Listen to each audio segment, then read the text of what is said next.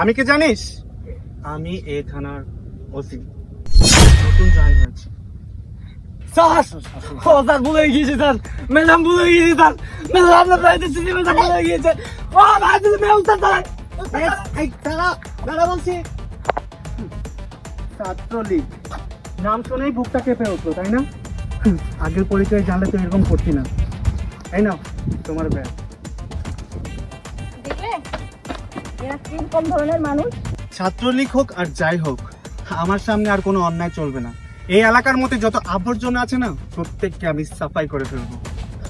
আর কি বলতো, আমি আমার এই দেশটাকে সুন্দরভাবে দেখতে চাই। আমি জানি এখন থেকে এই দেশটা অনেক সুন্দরভাবে গড়ে উঠবে, সামনের দিকে এগিয়ে যাবে। আমাদের দেশটা আগের তুলনায় এখন খুব ভালোভাবে চলবে।